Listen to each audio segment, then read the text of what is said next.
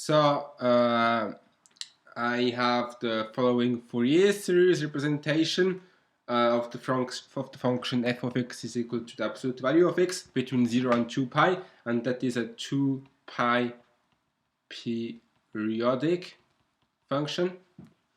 And my goal will be to evaluate the sum from n is equal to 1 to infinity of 1 over 2n minus 1 squared. And I will do that using the Fourier series representation of that function. So the Fourier series representation of that function is f of x is equal to, I will just rewrite it in a slightly different way, is equal to pi over 2 plus the sum from k is equal to 1 to infinity of minus 4 over pi times k squared times cosine of kx.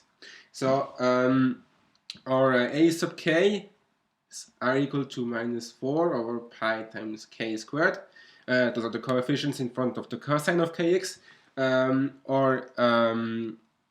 B sub k's are equal to 0. That's why we have no sine of kx, because the p sub k's are the coefficients in front of the sine of kx. And our a sub 0 is equal to pi, and remember that it's pi over 2. That's simply a sub 0 over 2. We have a sub 0 over 2 generally. Yes, and this result is only valid for k odd.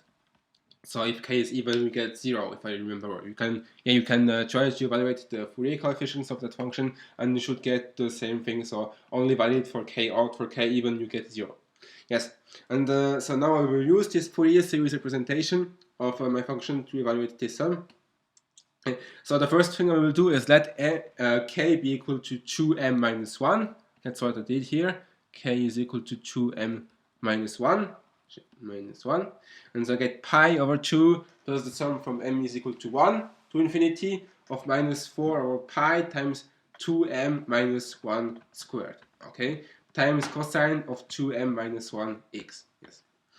Now, if I set x is equal to 0, if I evaluate my f of x at x is equal to 0, I get the absolute value of x. I get the absolute value of 0, which is simply 0. So I get 0. That is because remember that this Fourier series is equal to my function f of x, so I can simply set that equal to the absolute value of x, because that is my f of x. And so I can evaluate it at x is equal to 0. I get the absolute value of 0, which is simply 0. That is 0 here. And that is equal to pi over 2 plus sum from m is equal to 1 to infinity of minus 4 over pi times 2m minus 1 squared. And the cosine of 0, because we have the x here, we have cosine of 2m minus 1 times 0. And so we have simply the cosine of 0, and that is simply 1. That is equal to 1. Yes, so we have simply times 1. And so now we can take the minus pi over 2 on the other side, and we can multiply by pi and divide by minus 4. So I could have written it simply like times pi over minus 4. That's a bit easier. This is a minus. Times. I can write if I have minus pi over 2 times pi over minus 4. Okay, times pi, so this pi cancels out, and this minus 4 also if I have pi over minus 4, and I have, so I get at the end the sum from m is equal to 1 to infinity of 1 over 2m minus 1 squared. Okay, if I multiply by pi over minus 4.